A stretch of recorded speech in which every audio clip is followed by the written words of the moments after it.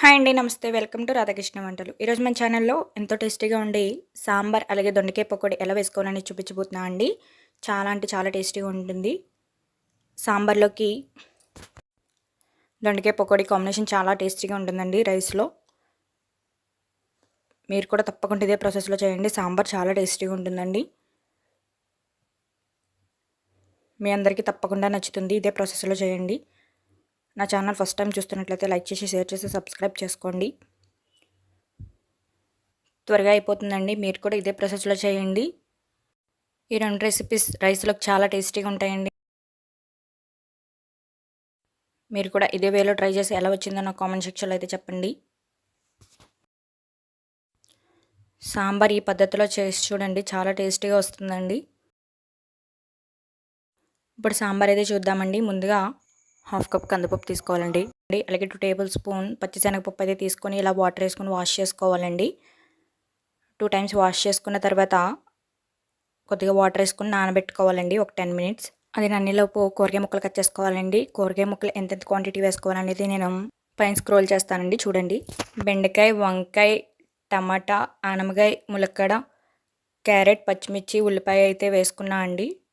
వేసుకుని అవి మునిగేంత వరకు వాటర్ అయితే వేసుకోవాలి. వేసుకున్న తర్వాత కొద్దిగా పసుపు, అలాగే కొద్దిగా ఉప్పు అయితే వేసుకుని ఈ విధంగా తిప్పుకోవాలండి కలిసేటట్లు.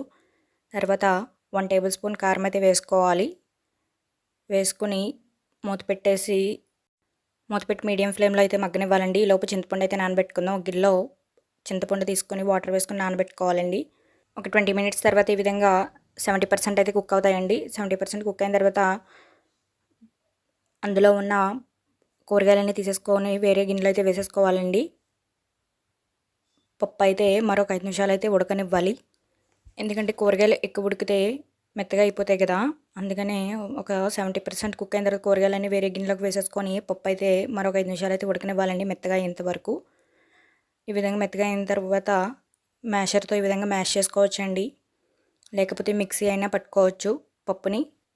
నేనైతే మిక్సీ పట్టట్లేదండి, మీరు కావాలంటే మిక్సీ పట్టుకోవచ్చు. మిక్సీ పట్టుకుంటే తిక్కుగా అయితే వస్తుందండి పేస్ట్. నేనైతే మిక్సీ పట్టుకోవట్లేదు. నేను నార్మల్గా మ్యాషర్తో మ్యాష్ చేసేసి ఈ విధంగా కూరగాయలు వేసేసి కూరగాయలన్నీ మునిగేంత వరకు వాటర్ అయితే వేసుకున్న తర్వాత కొద్దిగా కొబ్బరి అయితే వేసుకోవాలండి. తురుముకున్న పచ్చి కొబ్బరి వేసుకున్న తర్వాత చింతపండు రసం అయితే పిండుకోవాలి.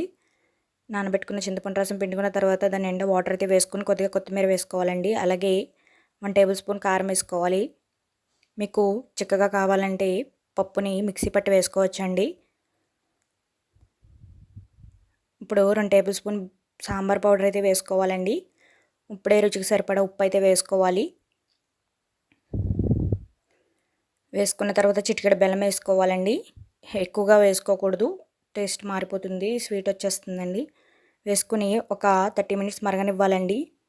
ఈ విధంగా బాగా మరగాలి.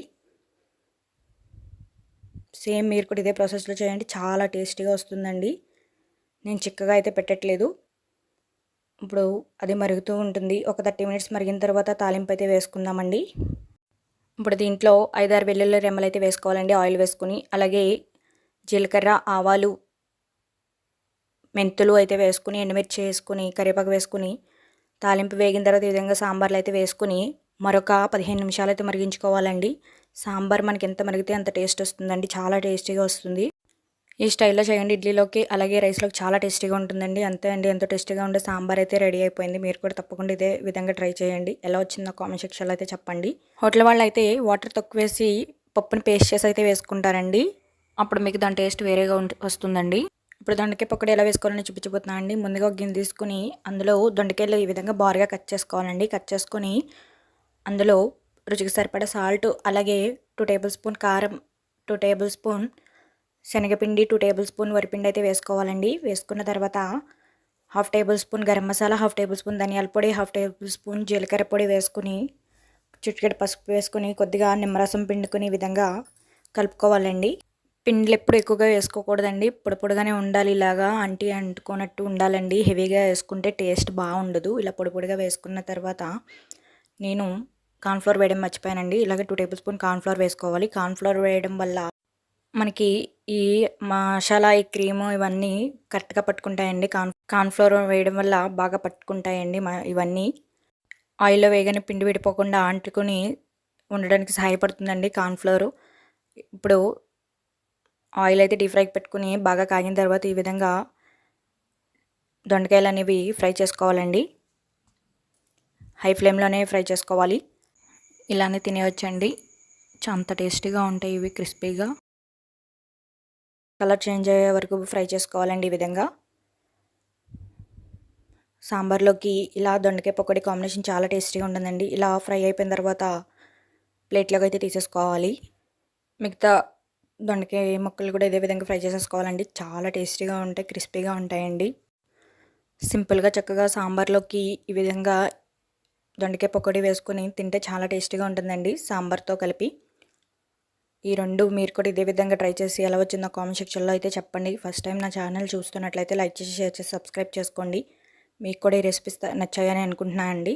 మీరు పిండిలు ఎప్పుడు ఎక్కువగా వేసుకోకూడదండి. ఇలా పొడి పొడిగానే వేసుకోవాలి. పొడి పొడిగా కలుపుకోవాలండి. కార్న్‌ఫ్లోర్ వేసుకోవడం వల్ల అంటుకుని ఉంటుందండి పిండి అనేది. అలాగే దీంట్లోకి నేను వేరుశనగ గుళ్ళు అయితే ఫ్రై చేసుకుంటున్నాను 2 టేబుల్ స్పూన్ వేసుకుని దీన్ని కూడా ఆ పకోడీ పైన వేసుకోవాలండి. కరివేపాకు కూడా ఫ్రై చేసి వేసుకోవాలి. అంతే టేస్టీగా దొండకాయ పకోడీ అయితే రెడీ. 2 రెసిపీస్ మీకు కూడా నచ్చాయి కదండి.